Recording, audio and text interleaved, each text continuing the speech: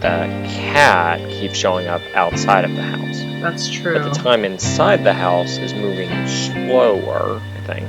I feel like it's both moving slower and also repeating. I gave her the idea of bringing her cat back alive. And I killed her cat to begin with. So on the small little table that's in there, you find a scroll that has been laid out on the table there. I read the scroll. It's a short scroll that seems to be made of some thin, flexible, silvery metal.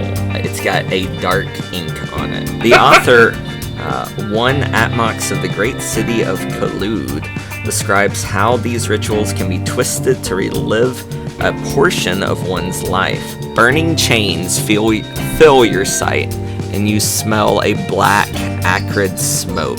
You are filled with dread at trying to change the course of what has already happened. We take her to the hospital, and because she doesn't actually sacrifice herself, the time loop doesn't happen.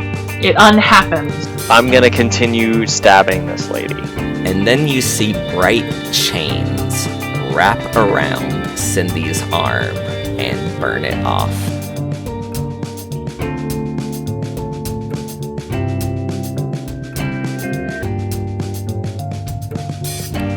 Well, did anyone do first aid or anything like that? I believe that Esme did try to tend to you. I did. I failed badly. Yeah, it wasn't successful. I was gonna give her a chance of salvaging the arm enough to possibly reattach it, but no. I mean, it fell in a bunch of like cat droppings and stuff, I assume. So pretty much as soon as it fell down, the cat started eating it. So. Oh, gross. Good. Yeah. So I'm if nothing else, Cindy is a very willful person, but I'm trying to think if she would go for picking up the Leatherman with the other hand. Probably not, just because I feel like she's not very good left-handed. Oh. Also, she's starting to realize that most of what she does for her job is typing, so not having one arm makes that tougher. Not having two arms makes that even tougher. So voice recognition is not great at writing code. So Cindy's going to literally and figuratively throw her arms in the air and say, well, damn it. These were the same freaking chains that we saw in the video, aren't they? Weren't they? They are. I feel like you would be screaming for a while. Well, do you want a recording of me screaming for a while? I mean, because I can do that, but... So, like, Esme has been treating Cindy for a while now, and administered enough painkillers to kind of deaden the pain, and hopefully not enough to cause serious damage later on. I carry OxyContin on my person at all times. That's good to know. I'll keep that in mind in the future. Where did Dottie go? I do not see her figure, her token. That's weird. Is this you being like, where did she go? Or are you literally like, where did she go?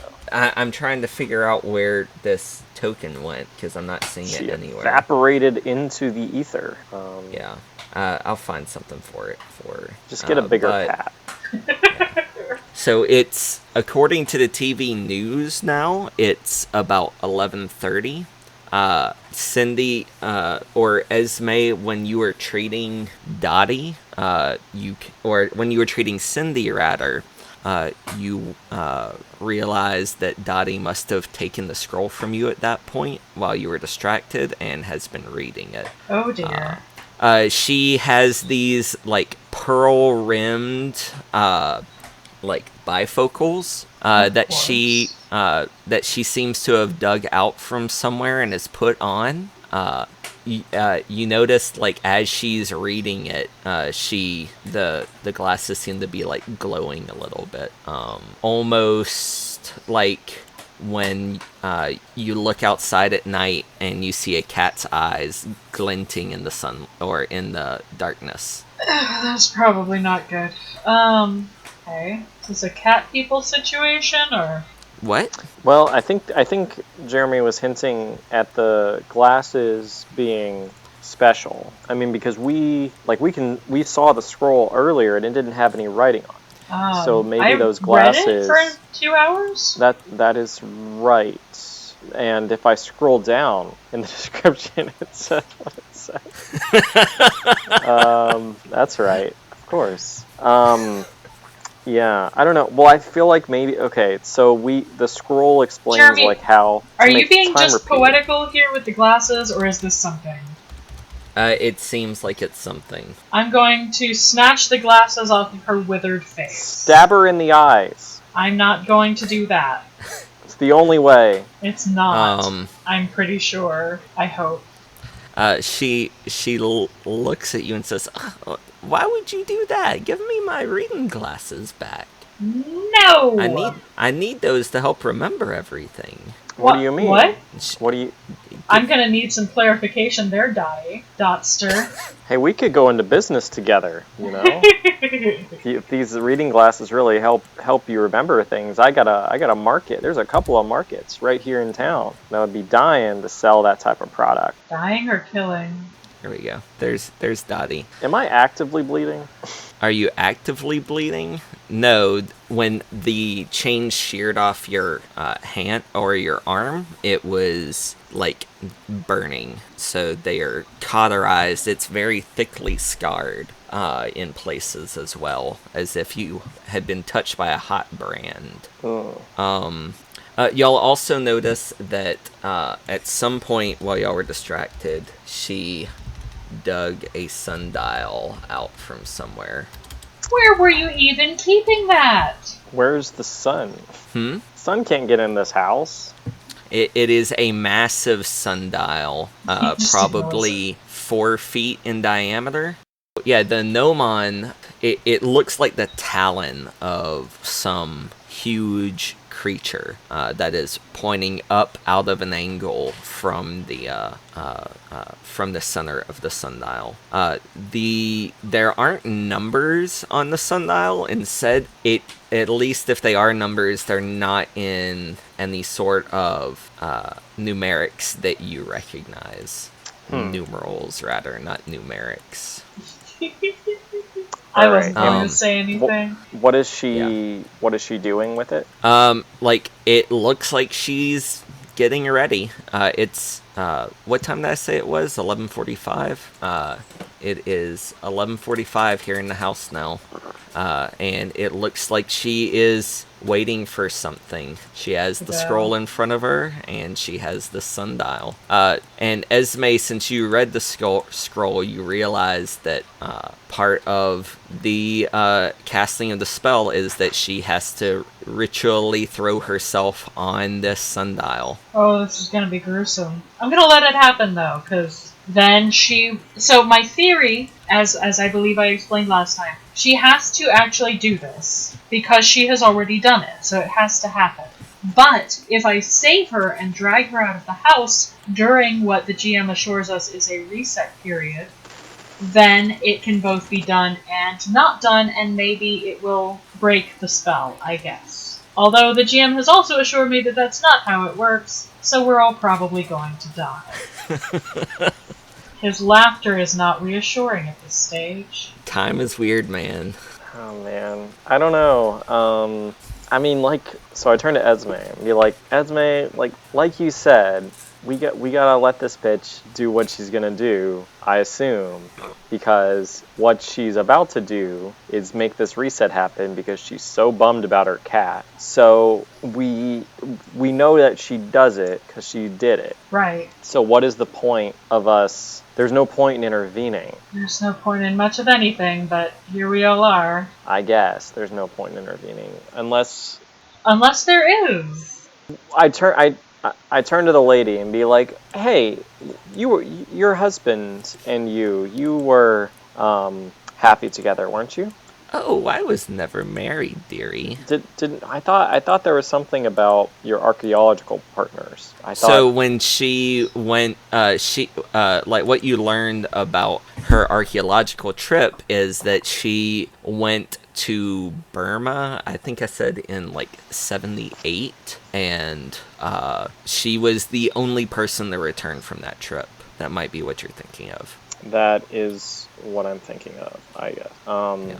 Aren't there more important people that you could be thinking about bringing back instead of this cat? No. What?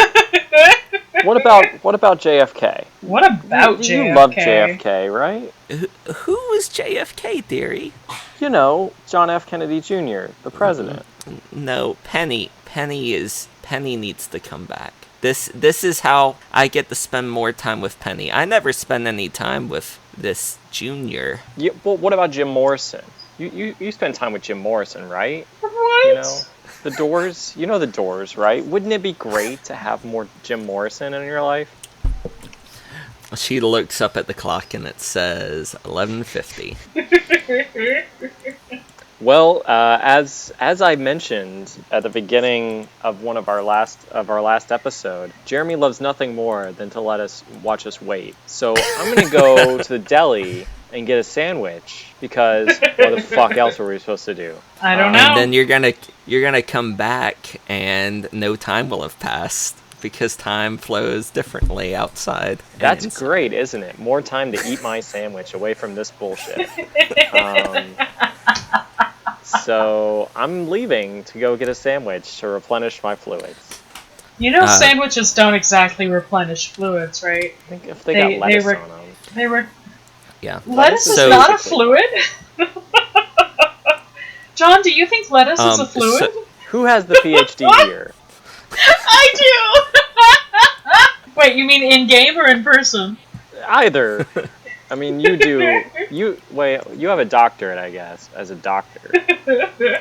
I think I was a PhD student. I don't know if I would have finished.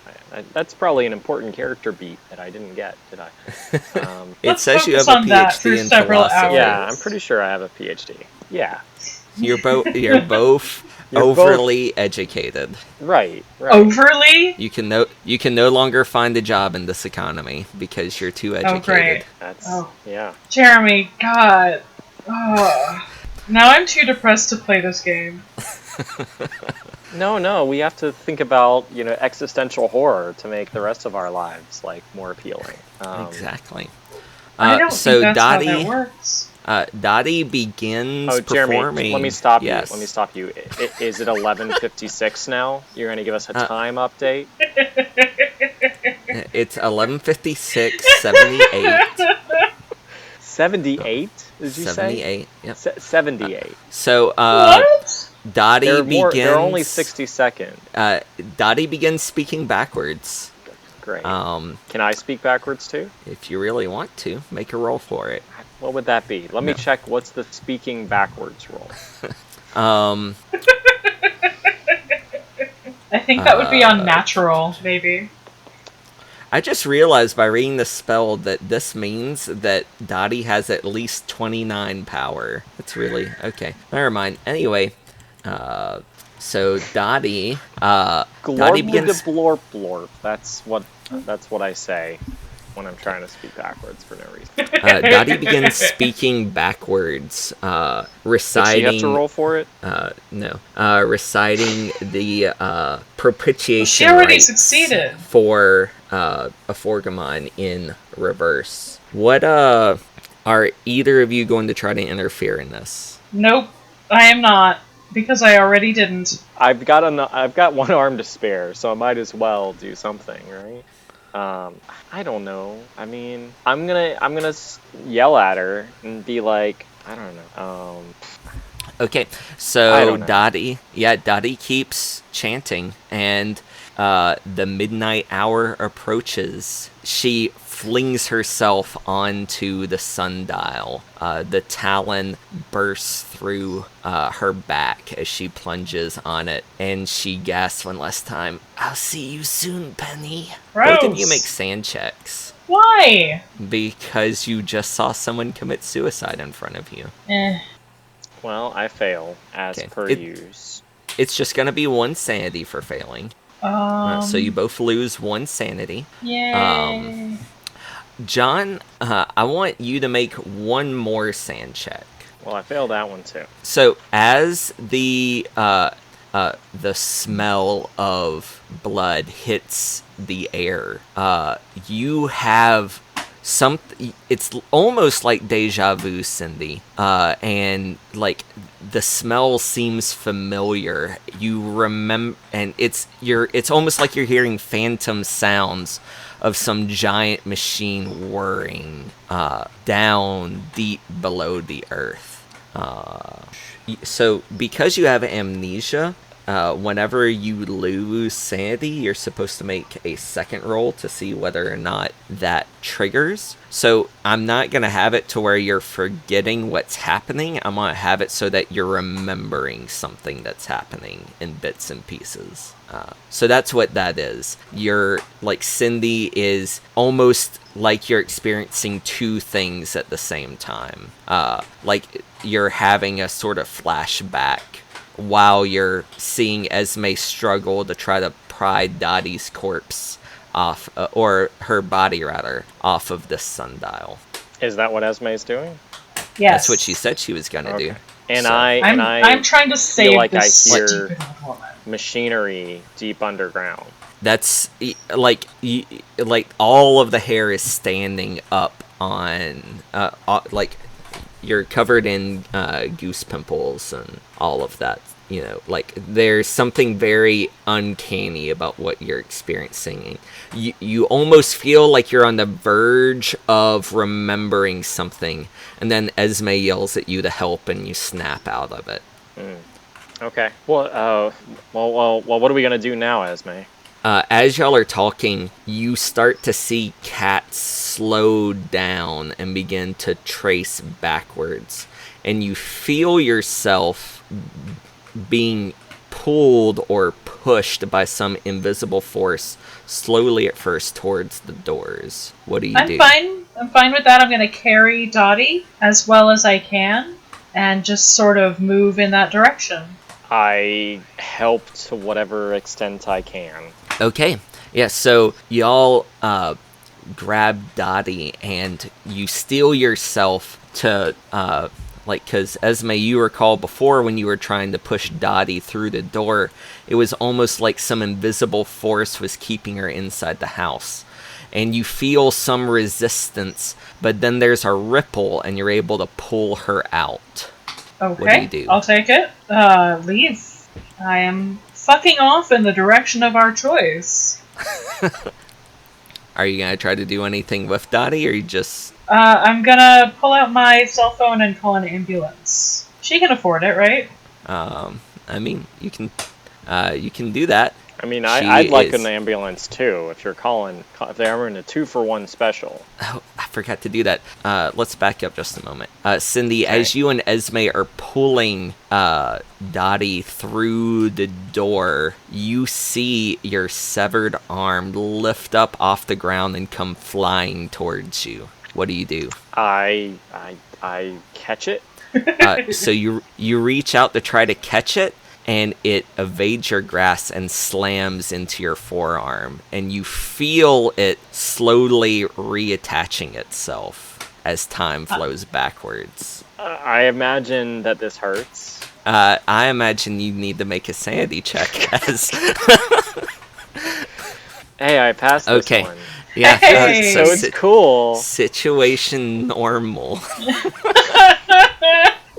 Okay, I believe I said that outside it was like It's afternoon, Jeez, I don't- evening-ish, I think. yeah, I think it was like 7 or 8. No, because this was after the cat died. So this was probably about 9 o'clock. It's probably about 9 o'clock. Actually, we'll say it's like 10 o'clock outside right now, because time's Okay. all weird. So what are y'all gonna do with Dottie? You've got the ambulance on the way, but she's bleeding out on the ground. I mean, I'm gonna be doing doctor stuff. Okay. I'm doing make a doctor stuff. roll. Make a doctor stuff roll. Would that be first aid? Holy shit! That would be. Oh, I jeez. just rolled a 3 against Oh my my God. 10 first aid. I kick this freaking doctor out of the way and be like, "Hey, my new hand's got skills," and Okay. I do my best to stop the bleeding. Okay. So, Tabitha, go ahead and give yourself a check mark. But yeah, Cindy, for whatever reason, takes control of the situation and stops the bleeding, while Esme is too distracted to try and figure out what's going on with Cindy's hands. I am super pumped about being able to pump iron again, I guess. No, that's why I failed, is because I started doing first aid, and I'm like, what the fuck? What the shit, your hand? Like, cool, right? Yeah, sure. Cool. So Cindy, yeah, like your arm is completely reattached. There's no sign of the chain-like scarring or anything. It's just, it's back, baby. That's you're normal, definitely feeling, right? Yeah, that's normal. But yeah, you're able to stabilize Dottie long enough for the ambulance to, the paramedics to get here. I want one of you, whoever's more comfortable, to make a luck check. A luck check? Yeah, a luck check. Is this to see if the entire world implodes? Do you wanna do it, Tabitha? Oh, I guess sure. All right. So you got an 80. That's okay. Not great. We all die. Roll up new characters. No. So I turn to Esme and be like, all right, so there's an ambulance on the way, right? And she nods, and I say, okay, is there anything here that is occult weird that we need to scrub before they get here? The scroll, probably. The scroll? Yeah. So I pull that off of Dottie, and I throw it to Esme. Can you burn it? I tried that already. Don't forget y'all have that trunk full of Dottie's stuff that you could probably fit. Both that, you could probably fit the sundial in there if you really wanted to. Okay. Yeah, I mean, that would be good if we can get it out of sight. Although the sundial's still inside the house, right? That's right. So, I mean, is the sundial supernatural? I mean it does have a covered in Dottie's blood. Unless, well, it didn't reverse itself back into her body. Don't give him ideas. The blood would have. Yeah, I guess the blood would have. So yeah, it's not covered in blood. But also, by that logic, she wouldn't have a wound anymore, right? Her wound would have resealed when she backed away. It would have. The way that your minds are rationalizing it, it probably would have if y'all had left her inside the house long enough. But because Esme had grabbed her, maybe she didn't get caught in the loop to the same extent. Yeah, it sounds like maybe you broke the loop this time around. Okay. Yeah, so maybe the thing to do would be for one of us to go look at the sundial and see if it has blood on it, or if we can get that out and in the trunk. And also there's handcuffs and stuff in the basement, right? No, she had used a electrical cord to tie that guy up. Okay, so that's totes normal. Yeah, so I mean, I guess I'm doing first aid, so Esme wouldn't need to do any of this stuff. Yeah, so I'll go in the house and gather up the sundial and the black scroll and put them in the trunk, and then just cover them in garbage and no one will ever know. Yeah. So Cindy, Esme, something you notice when you go back inside the house is that the house seems to have caught up to normal time now. The television is it's 10. Yeah. So there's like the 10 o'clock evening news playing on, and they're talking. You probably haven't been paying attention. Well, no, they probably have something about a freak accident in front of Smith's Groceries, where one of the clerks was struck by a meteor. Yeah, that makes sense. Yeah, so it looks like time has caught up inside the house. Cool. So you gather everything up. You've got the sundial, you've got Dottie's glasses, you've got the scroll, you've got the trunk of her mementos from going from her archaeology trip. Esme or Cindy, you're outside as the ambulance pulls up. Make an alertness check. Alertness. 30 out of 20, so no. Everything's normal. So you are, you're there, you're taking care of Dottie. The ambulance pulls up and two ambulance drivers, get out and they are talking at you. They seem vaguely familiar, but you can't quite place them. Esme, you make, as you're coming out of the house and around the corner, you should make an alertness check as well. Are they the 2 Delta Green guys from the previous thing? Make your alertness check and you'll find out. Nope. I have no idea. Okay, so Good you walk around the God. corner, and one of them looks up and he says, "It's you!" And this is Monroe, one of the paramedics from the previous. From In Point Breeze? From Point Breeze, whose ambulance y'all both. Right, we stole Sam. I forgot we did that. And the other guy looks up, and you see that that's Kachi, his partner, and they have both clearly recognized you, Esme.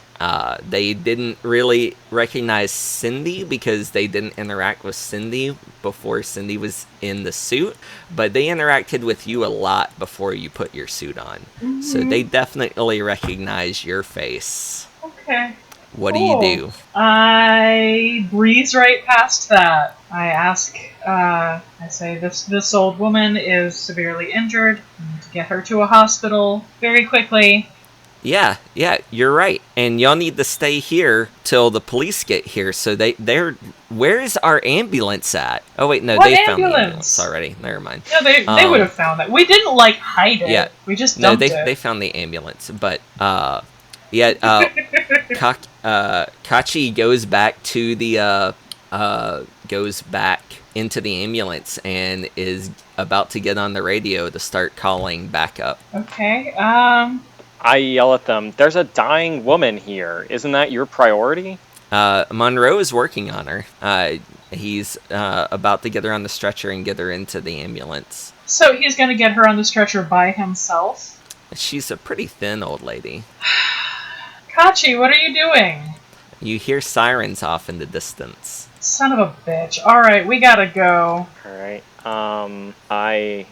So we drove here, I think, right? Yeah, y'all drove here. Yeah. So maybe we had to head out of Dodge? You guys have a normal one there, and we'll see you later, hopefully never. Bye! Now, one thing, though, we got this trunk that's got all this crap in it. I mean, we can take the trunk. We'll put it in your car. It is big. And Esme was carrying the trunk. She was because she packed everything into it. So yeah. All right. So I'm gonna take this big ass trunk and put it in your car. All right. Let's get out of here then. I'm probably helping you so we can make better time. Yeah. Yeah. All right.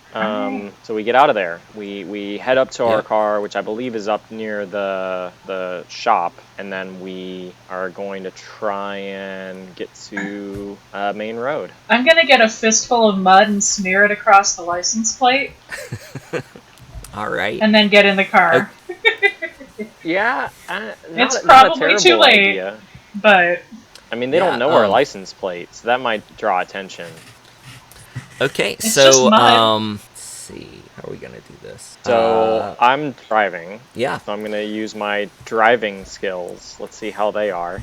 Oh man, I'm rolling good today. There you go. 12 You've got out of all 20. of my good rolls. There we go. So I do a very effective at not drawing attention to ourselves driving. So hopefully that's good enough. So you're able to keep your cool while you pack the trunk into your trunk.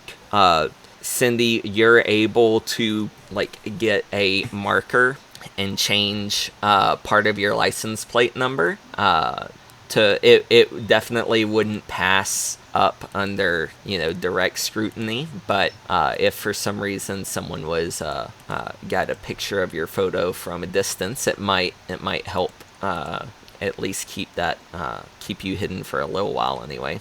But you're able to slowly, you don't panic, you drive off, you see the police going, they pass you at one point, but you keep your cool while Esme is cussing in the passenger seat, but you're able to get away. Da, da, da, da, da, da. Alright, so I assume we should head back to my place and probably call our handler to Tell him we got all this stuff that needs to get destroyed. Yeah. What do you think Yeah. about that, Esme? I think we should do that. All right, you wanna give him a call? Sure, I'll text them. Yep. Why are you laughing? I'm gonna put on Smart Stuff, 99% Invisible Smart Stuff, their show with Justin McElroy, and we're gonna learn about smart stuff, and it's gonna be good. All right. So what are you gonna tell your handler or your case officer over your phone? So I am going to tell them that Dottie had cast some dark magics with an ancient scroll, and we were able to potentially break the time loop by interrupting the spell interrupting the effect, I guess, after she had cast the spell by preventing her actual death. And now we have both that terrible scroll and some other potentially dangerous artifacts in a trunk. And what do now?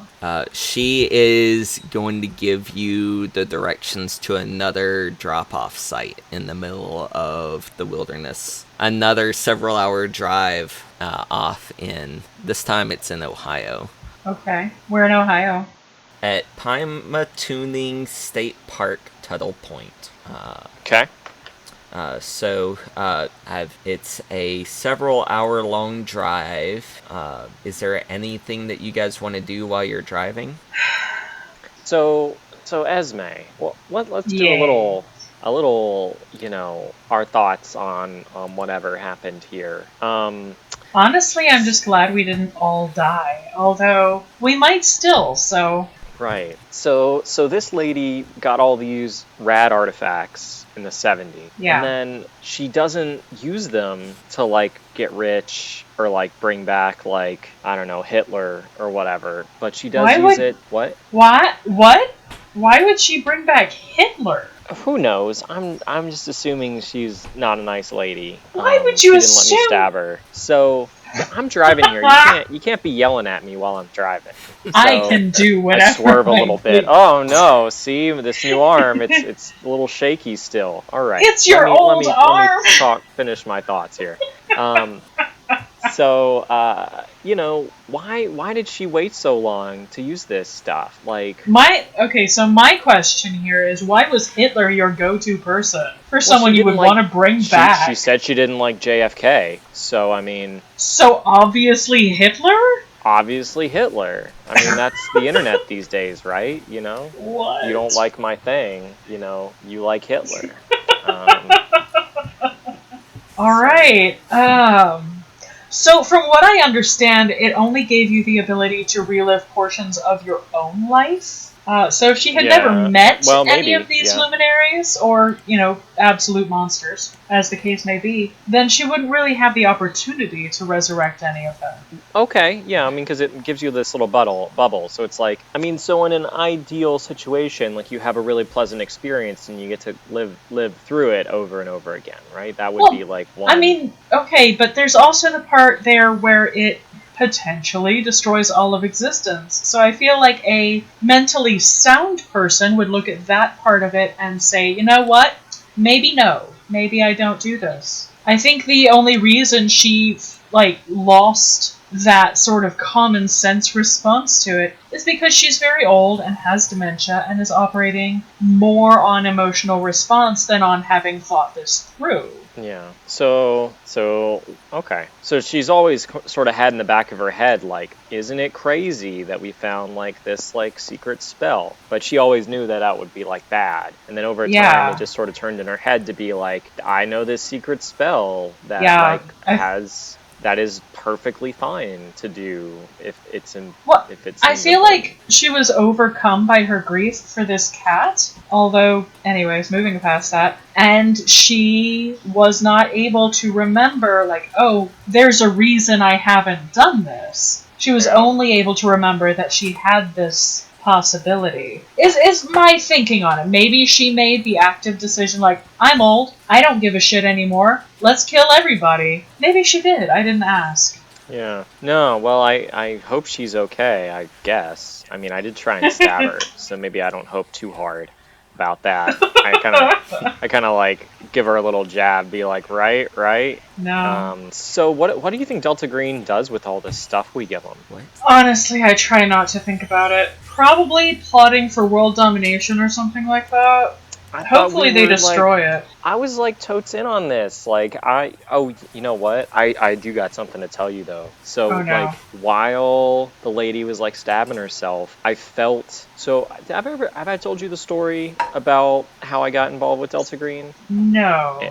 And I haven't told you this one. No. So basically, Maybe you did and I forgot. Y'all both got pulled in at the same time over the same event because while Cindy was running that test of the mining equipment, that something went horribly wrong and she doesn't remember. Esme got pulled into the aftermath of that and was asking a lot of questions and made some very interesting observations about different things that she saw. And that's what brought you both. Like, Cindy was brought on board because she experienced something and survived, and Esme because of her intuitive nature and her desire to get to the bottom of it and stop it from happening again. Like, she was looking at the different things that she saw and she was like, well, how can we prevent this? And that's what Delta Green was all about. So that's why you are both part of the same cell, because you were both brought in, and your natures have complemented each other as an investigative team, which is why y'all keep going on these relatively safe and benign missions so far. Oh yeah, loss of limb, not doesn't kind of, you know. Well, you got better. I did get better. That is true. That's true.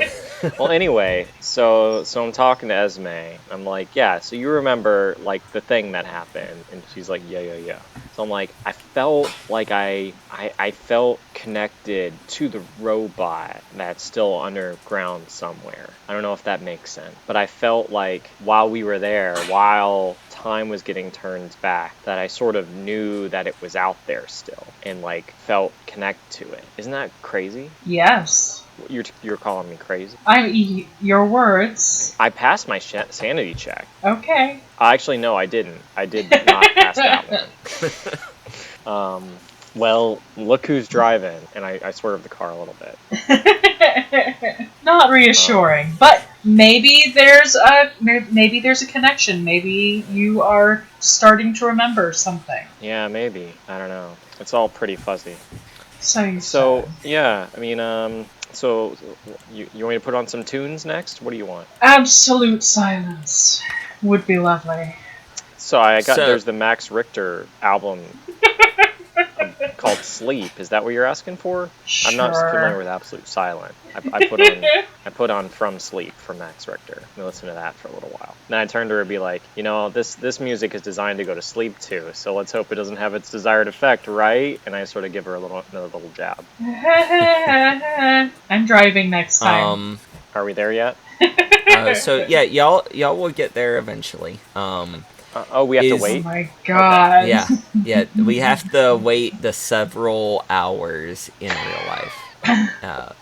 For realism. You've got several hours of driving. Does Esme want to investigate anything that she retrieved? Like, do you want to look over those glasses or the sundial anymore? Nope.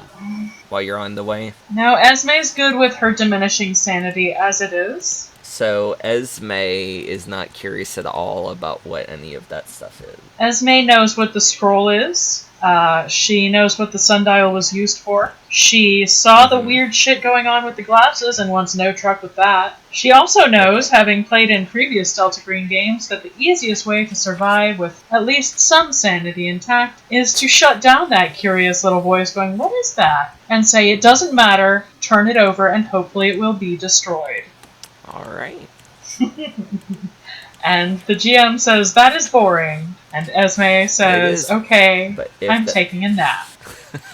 Alright, so So yeah, you get to Pymatuning State Park, and it is once again the middle of the night in the middle of nowhere. The moon is glinting off of the Pymatuning Reservoir, and you see an unmarked van all by itself in one of the parking lots with two men in black suits who get out when you pull up next to them. I turn to Esme and say, they should really get some ladies in these MIB roles. Yeah, they really should. It's getting a little tired. All right, so it All right. plays out the same way as last time. I'm gonna ask them what happens to these artifacts, out of curiosity. You don't need to concern yourself with that. Okay. Are they destroyed? We take care of them. That's a no. How would I become an MIB like you guys? Well, you apparently have to be male. Yeah, I mean, is that a prereq, bro? He just gives an exasperated sigh. We've only been talking for like 2 minutes. You were the ones that made us drive all the way out here. For all we knew, you guys were at Permani Brothers, and you're like, oh, we can't meet them anywhere near town because, like, you know, that would be like too obvious. So, like, you know, give us 2 minutes to have a convo. Is that okay with you? No, that's not what we're here for. What do you guys listen on these long drives? Because I assume you have long drives. You're assuming a lot. He puts his hand on his pistol. Oh. He doesn't pull Well, it that's out or threatening. anything. He just says, listen, we don't want to be here any more than you do. Turn We're this on stuff this- over and let's be on our way. We've already Well, now turned it you're over. assuming We're a just lot. asking you some questions. Well, if you've already turned it over, they put it in the back of their van. Thank you for your service. They get in the van. Wait, us? Huh? No, they get in the van. Oh, I guess you cut out just for that word. So I heard get in the van. I'm like, what? Why? Get in the van. All right. Well, I guess we head back to the van. Wait, you're gonna get in their van? Our car.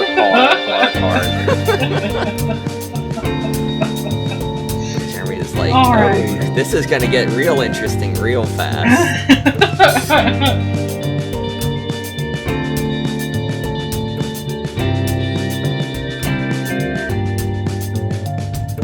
Hey everyone, Jeremy here. Thanks for joining us for this 11th episode of K-Cell and the last episode in our playthrough of She Just Couldn't Stay Away, No, by Jeffrey Moeller. This investigation showed up in issue 20 of The Unspeakable Oath, so go check that out. Unspeakable Oath is an awesome resource if you're into Cthulhu Mythos role-playing games. There's stuff for all different kinds of systems there, and a lot of it's easily adaptable from system to system. Super awesome investigation. I had a lot of fun with this one.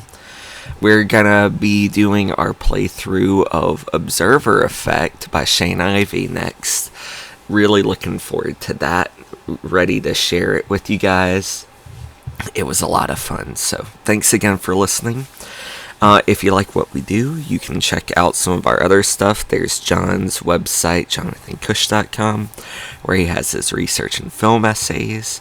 You can check out Tabitha's store, Quiet Nova, on Etsy. She's got a lot of really cool stuff there, so definitely go check that out. And then there's my novel that's up on Amazon. You can find links to everything in the episode description. Want to give out a shout out to Ketsa, who made our intro and outro song Mission Ready, as well as Art Dream, who wrote Delta Green. They put a lot of love into the system, and I think it really shows when you read through the books. They're extremely well written and produced and laid out. I really like it. Don't forget that you can reach out to us at membersofkcell@gmail.com or on Twitter at membersofkcell. Keep an eye open this week. Later on, there's going to be a little short special episode that I'm going to be putting up.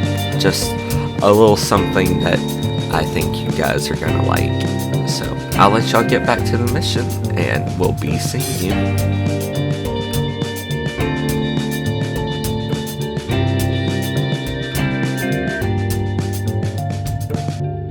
Okay, I'm driving this time. Fine, fine. So Driver picks the music. I hand her the keys that my spare keys that still have like the youth protection settings on them, so that like the car won't go over 60 miles per hour. I'm okay with that. And I immediately realize that that's a horrible mistake, and I hand her another set of keys. You're like, no, use these ones. No, these are fine. No. You should take these ones. Why?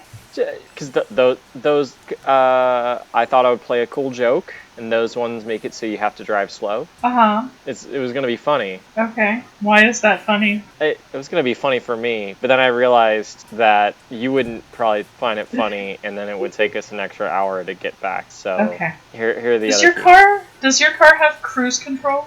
I mean, it's got the self-driving feature. So Splendid. Okay. we are going to go that on. I don't recommend exactly watching the Harry speed Potter limit. or anything though. Wow, because No. it doesn't like that. It doesn't like Harry Potter, but That machine learning at it again. yeah, it keeps thinking it's on a broomstick, and that's George. George died that way. Not the George in the book. The George we don't. That's a bad story about George. Anyways. Turn away while I'm holding out the right keys to her. Here, so take these ones. Okay. I'm going to drive 5 miles below the speed limit the entire way back in absolute silence. And it's going to be beautiful. I reach over to turn on something. Nope. Driver picks the music. But it's my car. But the driver picks the music. It says who? Me. Just now. You were there. I'm gonna Google it. I pull out my phone. And I say, can the driver always pick the music? Let's see what comes up. Of course, what I actually typed was, can the shriver always puck through music? But it knew what I was talking about. Everyone must use the bathroom before the vehicle hits the road. That is the first response. Then 2, the driver chooses the music. Whoever is at the wheel is also in control of the stereo, unless he decides to hand that power to someone else. See, this rule only applies to men, and you're a lady, so it doesn't apply. Also, this I got a 5.1 system in here. It's not a stereo, so this does not count. So because there's one thing that's wrong about it, it's all wrong. So. I reach over and I turn the stereo on, and Esme lets me with my divine logic. So you just admitted that it was a stereo. Wait, did I? Yeah, Yes. you It's a said you reach figure of over and speech. turn the stereo on. The trip back home is relatively peaceful besides the bickering over the radio station and the How many podcast. cats? What? How many cats did we hit? I mean, she turned the self-driving feature on, so I just No? right, didn't you? No? Oh, I thought you said you were going to use it. No, I said I am driving. I asked about cruise control. Oh, cruise control. Yeah, no, it doesn't have cruise control. It has a self-driving computer, but no cruise control. That makes sense. Yeah, we had to yank that right out. It's going to be too heavy. He had to make room for the self-driving computer. There's only so many rooms for buttons. Okay. So the investigators have resolved the time bubble before there was any extra collateral damage from the house being torn down with it going on. So you guys can both gain 1d6 sanity. Huh. Yay. Computer, roll a d6. 1. Great. Cool. Well, I think if you rolled anything over a 1, Tabitha, you would have had a net gain in sanity from this adventure, so... I mean, that would have been an improvement, do really though. good. I rolled a 5, so I There we add go. 5 sanity to myself. Yes, right. add yourself 5 sanity. So great work. So I'm at 45. Y'all feel very, very confident that this case is closed. Or is it? So later on that day, Esme is able to board the plane heading back to Charlotte. It's Charlotte that you live out of, right? Sure. I think so. Did you write that down anywhere? Maybe? I don't think so. I'm pretty sure we said Charlotte. Yeah, that sounds right. Yeah. So you get on, you board your plane back to Charlotte, and as the plane is taking off, you and well, no. So once you get home, you get back to your apartment. You're, saying hey to Oscar, petting Gilgamesh. Your phone goes off, and Cindy, your phone goes off as well. You both got a message. Is this our normal phone or the burner phone? Nope, this is from your burner phone. Okay. It's from Karen. And all it says is, "What the hell is this?" And it has a YouTube video link. Oh boy, what is it? Alright, so when you click on the video, it is... John, do you recall what news station it was that when I asked you what the local news station was? Probably I would have said WESA, which is the NPR affiliate. The TV news? Oh, TV news? Yeah, WPXI. TV news. Yeah, that sounds right. WPXI. So it is a video from WPXI report that happened at the community center. You see Captain Care giving his interview. And then the report goes on to say that there were 2 suspects in the matter. And it has some artist interpretation drawings that vaguely look both like you, both you and Cindy. And it shows blurry, digitally zoomed in pictures of them from the different scene shots that the cameraman had done. Right. Both of the suspects gave false identification and abducted a key witness in the matter. The CDC has been unable to confirm what was used to spark the riot at the community center, but the ambulance that the suspects used to make their getaway had been found. A memorial to the victims will be built in the early spring. And you both need to lose 1 sanity for failing to contain the story. Why would that make us lose sanity? Yeah, sanity seems funny. I mean, I'm not going to fight it, but it does seem funny. Oh, I'm going to fight it. It's because it's kind of stressful that you're, you definitely feel the heat when you're seeing that, if that makes sense. My lonely sanity point that I gained. Yeah, so I only had 1 check mark. We're going ahead and dealing with all that, right? Yeah, you can go ahead and give yourself your check marks. We're going to do the home scenes as well. Before we do home scenes, I want to have a short little thing with Cindy. Cindy, first off, at 9:45 the next day, like the day after everything happened in the house with Dottie, you experience searing pain on your right arm, and the burn marks reappear. You don't lose your arm, but the scars come back. Because in the house loop or whatever, we had gotten to that point. That is roughly the time that your arm was sheared off. Right. Okay. So I guess I'm wearing long you still have your shirts arm from now on. But yeah, you have these weird chain-like burns going up and down your right arm. Go ahead and give yourself, if you haven't already, the 2 dexterity that you lost back when you lost your arm. Okay. So you're just gonna wear long sleeve shirts to hide the burns? Yeah. Okay. You should write down that you have those burns somewhere on your sheet, by the way. So that all happened on a Monday. It's later on in that week, like Friday. Cindy, what's your boss's name? Patrick. Patrick calls you into his office. I go into his office. All right. So he's sitting behind his desk. He has a standing desk? He is standing behind his desk, and he's looking a little puzzled. And he looks at you when you come in and says, Cindy, I hope you're feeling better from Monday when you called out sick. Yep. Can you remind me, what was wrong that day? I just got to put it into the system. And I say, do you really want to know? Well, I mean, not really, but, I have to put the time off request in. Lady troubles. Lady troubles. All right.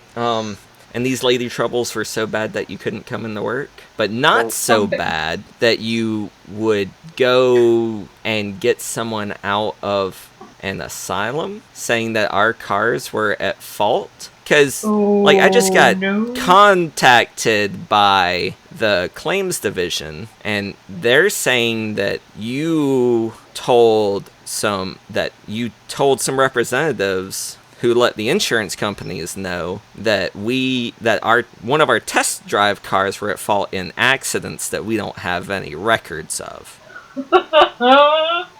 Okay, so make a charisma times 5 roll to see how well you can pull through this situation. My charisma is not something I'm great at, but good enough on this day. I rolled a 25 against a 50. Man, you're on a roll. So how do you talk your way out of this situation? Patrick, I'm sorry, I said the lady troubles, although, I mean, what was going on. I saw this situation, and I was just trying to head it off. I didn't even think they caught my name, really, but, yeah, I don't know. I don't really know. I personally don't have a great explanation for you, but, I saw this trouble brewing, and I just was trying to get ahead of it, for the company, and didn't want to get Frank in trouble, All right. Okay. Yeah, and we can kind of say that this whole situation, you get Frank involved in it, and he kind of feels a little thrown under the bus, and that's why the bond score has been decreased, because you don't feel as much solidarity with him that you don't mind. It was all Frank's fault to begin with. If it had been for Frank, then Sam's car never would have gotten possessed by a Forgamon to kill the cat, and then you wouldn't be in this situation with your boss. It's all Frank's fault if you think about it. At least that's how Frank's fault. Yeah, I totally buy that. That's how you're rationalizing this whole thing in your head, and it kind of, you and Frank kind of have a little rough patch because of it. I'll live with it. All right. Okay. So, but you have to take a couple of days off while you're under investigation, but you don't lose your job over it. You're able to hustle and move some numbers around and change a couple of documents, so it does look like this was all on the table rather than all under the table. Right. Okay, so we'll go ahead and have the home scenes then. You can fulfill responsibilities where you focus on day-to-day obligations. Hold on, actually, I want to see if y'all make a bond with each other, because... Negative bond. Yeah, making a bond. You two do not want bonds with each other, because that will make your lives more difficult when you're working together. Powerful bonds form between people who have to look out for each other to survive. Only fellow veterans understand what you've suffered. Sooner or later, your agents come to rely on each other more than family. Each time someone in your agent's Delta Green team undergoes a catastrophic trauma, there's a chance your agent develops or deepens bonds with his or her teammates. Such traumas include a member of the team suffering temporary insanity, a member of the team gaining a new disorder, a member of the team is incapacitated by injuries, a member of the team dies, anything else the handler considers a severe enough stress. I think that this... I mean, I don't think anything that happened here qualifies, honestly. Well, arm? I think it's all fine. After the crisis, when things are calm, your agent must make a SAN test. There's no effect if it succeeds. Yeah, you both went through that shared trauma of Cindy losing an arm and Esme trying to help save it. And yeah, I'm going to say that this was a very traumatic adventure. So both of you make SAN checks. I have not been rolling well. Can I have a handicap? Hey, I did all right. 31 against 44. Yeah, that's pretty good. No! Okay. Tabitha rolls is 74. Jeremy, this laptop hates me. What have you done? If it fails, your agent gains a new bond with each Delta Green teammate up to 5 present for that disaster, and increases any bonds that were already there. For each teammate with whom your agent doesn't already have a bond, the failed sand test adds a new individual bond. Write the character's name and a note saying Delta Green next to it. Its value is half your agent's charisma. Your agent immediately loses 1d4 points from one other non-Delta Green bond of your choice if you have any left. Do I get a bond with her as well, or No, she's just getting a bond with you me? passed, so she's going to be bonded with me, but I'm not going to be bonded with her. correct, which is a good thing, because if bad things happen to your bonds, bad things happen to you. So I added her bond. What did you say I lose? So you're going to lose 1d4 from one other non-Delta Green bond. Okay, so it's just going to be... Okay, so I'm losing part of my bond with my cat, because I have had to deal with cats in this adventure, and I'm just kind of done with them. Checks out. That makes sense. And change that bond to a whole number, so 6. You said half. I have failed every single roll this entire adventure. Now that we've got that out of the way, personal pursuits. Back to nature, you can spend time in seclusion, minimizing stress, distractions, and obligations. I think I want to do that one. I think that's the same thing you did last time. Yeah. Which is fine. It reduces one bond by 1 as you let responsibilities lapse. Then you make a sand test and add 1d4 or 4 for a critical, up to your PAL times 5.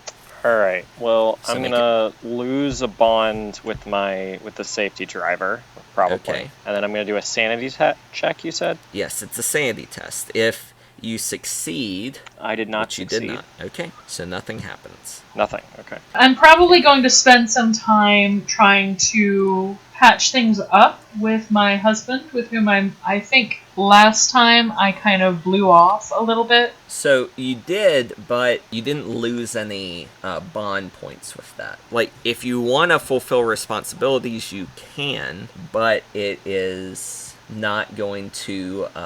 Actually, no, you're right. When you were handgun studying, you did. That bond score with your husband should be a 10, not an 11. So, So you're only down 1 point in your bond. 1 point with Oscar and 1 point with Gilgamesh. Right. I mean, I don't know what else I would be doing. Okay. Oh, well, like, do you want to try to improve one of your stats or one of your skills? Or... I mean, I can't roll a success regardless of which stat I'm rolling, so it doesn't matter how good they are. You're trying to roll a failure whenever you improve your stat or your skill. Because if the test fails, then you improve it. Okay, well, I guess since it's super embarrassing that I, a doctor, failed a first aid roll, I guess I'll try to do that. Since you're not happy with my first choice. I mean, you can do whatever. I just want to make sure that you are... I succeeded. Okay. So, reduce one bond by 1. Cool. As you're letting your stuff lapse. But you're more confident in your first aid skills now. Does that mean I gain a point, or does it just mean I feel better about things? It means you feel better about things.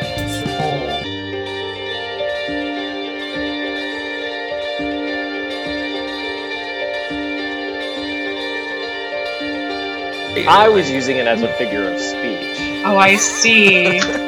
But obviously on the internet they were meaning something very specific. Right. Obviously, because everyone always knows the intention of what other people write on the internet. I know I do. I don't know about you guys. It's always a hostile intention. Just assume that and you're never wrong. Yeah. Well, I've already been reading the comments on Star Wars, so I'm right there with you. Never read the comments. Okay. Says the lady who always reads the comments. You hush. I mean, she knows from experience. I wouldn't trust someone who should never read the comments who never actually read the comment. I mean, because they don't know what's in the comments then. Exactly. Take it from me, someone who always reads the comments. That's a bad thing, and you should not do that. Yeah. Do what I say. It is funny. I mean, this is off topic for a minute. Like, how some websites, I don't know if they have a better moderation or if people have decided to talk differently there. like shut up and sit down comments normally pretty fine. Comments on Polygon, normally okay. Comments on IGN, toxic as hell. Yeah. So I do on know NPR were toxic as hell before they got rid of the oh comment man. sections. Oh, NPR was real bad there for a while. I do know on Polygon they have a very strong moderator protocol. Yeah. Like, they care about that quite a lot. Right, yeah.